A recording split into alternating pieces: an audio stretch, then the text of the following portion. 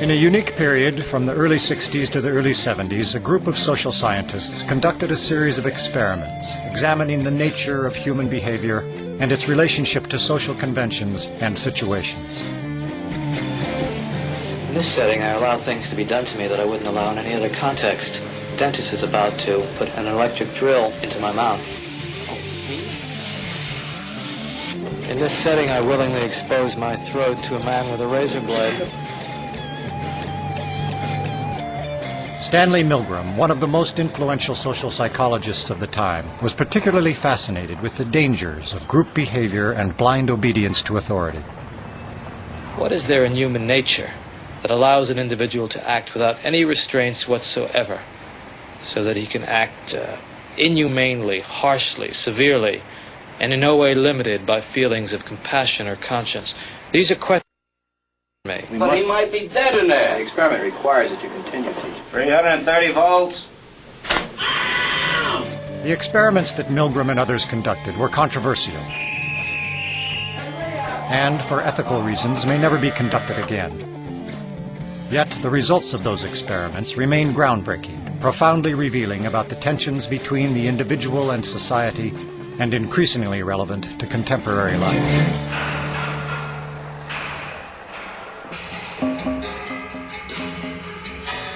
In 1962, Stanley Milgram shocked the world with his study on obedience.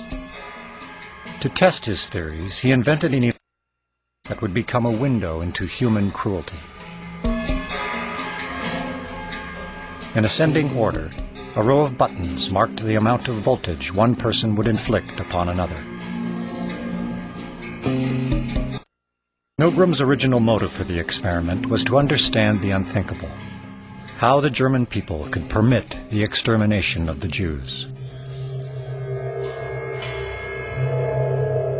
When I learn of incidents such as the massacre of millions of men, women, and children perpetrated by the Nazis in World War II, how is it possible, I ask myself, that ordinary people, who are courteous and decent in everyday life, can act callously, inhumanely, without any limitations of conscience? Now, there are some studies in my discipline, social psychology, that seem to provide a clue to this question.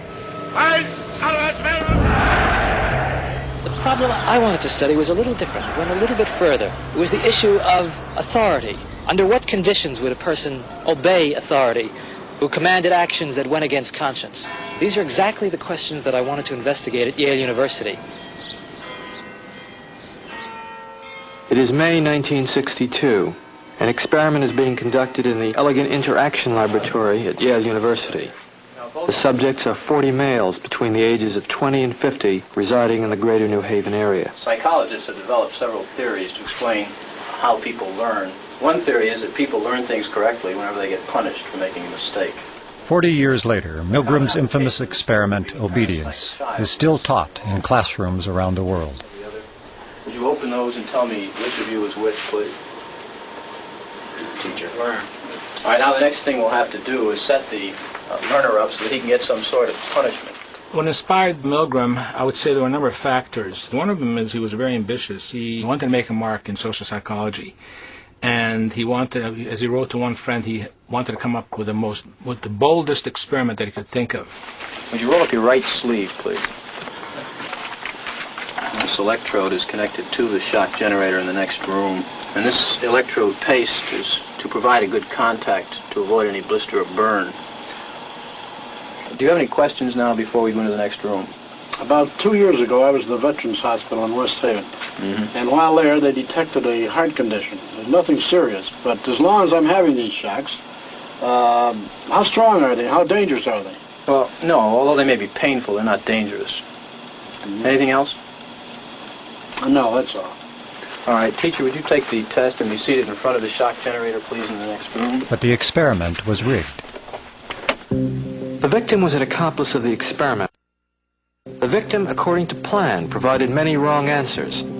His verbal responses were standardized on tape, and each protest was coordinated to a particular voltage level on the shock generator. Now, as teacher, you were seated in front of this impressive-looking instrument, the shock generator. Its essential feature is a line of switches that goes from 15 volts to 450 volts.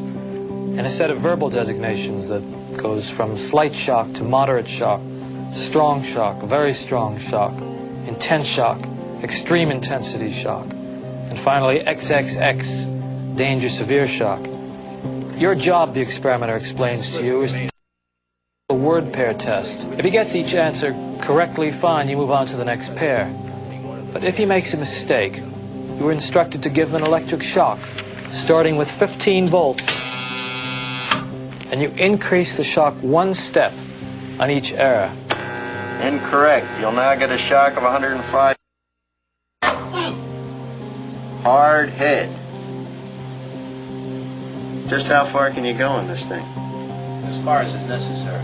What do you mean as far as is necessary? Milgram was very much aware that obedience is a necessary ingredient for society to function. But he focused on the darker side of obedience. Incorrect. 150 volts. Sad face. Wait a minute. That's all. Get me out of here. I told you I had heart trouble. My heart's starting to bother me now. It's absolutely essential that you continue. You got no other choice, teacher. Oh, I have a lot of choices. My number one choice is that I wouldn't go on if I thought he was being harmed. Now this man makes disobedience seem a very rational and simple deed. Now other subjects respond quite differently to the experimenter's authority. Wrong. It's hair. 75 volts, Jim. You don't know. Please continue. Some psychologists were troubled by the ethics of it. Many, if not most subjects, found it a highly stressful, conflicted experience. People are stammering, stuttering, laughing hysterically and inappropriately. 150 volts. Experimenter. That's all. Get me out of here. I told you I had heart trouble. My heart's starting to bother me now. Get me out of here, please. Let me out of here. You have no right to keep me here. Let me out. Let me out of here. Let me out. Continue, please. Let me out of here. My heart's bothering me. Let me out. Let me out. Clearly, when we say people went to the top of the chalkboard, it wasn't like they were going blithely, sadistically. People went stop and go, stop and go. They were in a state of conflict, which was created a tremendous amount of stress. So that was the main critique. This will be at 3:30.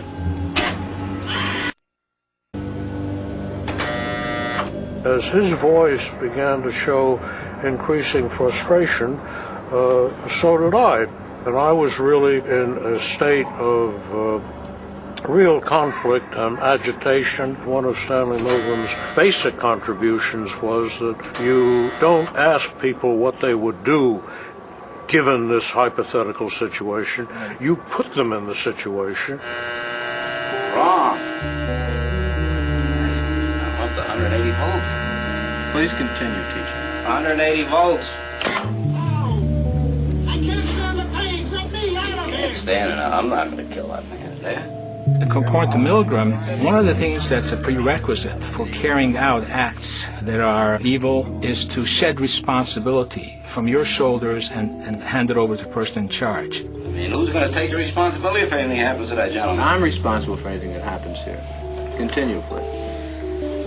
Next one's slow. He didn't hold any gun to anybody's head. Just the fact that he conveyed a sense of authority. Roughly 60-65% of the people went all the way to the top of the shock board. 450 volts. That's it. Now continue using the last switch on the board, please. The 450 switch for each wrong answer. Continue, please. I'm not getting no answer. Don't the man's health mean anything? Whether the learner likes it or not, we But must... he might be dead in there. Milgram made the point, I think very effectively, that the Nazis weren't all a bunch of psychopaths at Belsen and Dachau. A death camp from the middle class in New Haven. Well, who was actually pushing the switch? I was. But he kept insisting. I told him no, but he said he's got to keep going. What kind of obedience would Milgram get today if he were to do the experiment today? Probably about the same. Probably about the same. Why? I don't know. I think people are just inherently obedient. It just really shows how far human beings will go to appease what they perceive to be an authority figure. Milgram has identified one of the constants, one of the universals of social behavior. The readiness to obey authority cuts across time. It's a constant. The other outstanding and distinctive thing about the obedience experiment is how much it has and keeps on permeating contemporary culture and thought. It's still with us in very, very important ways.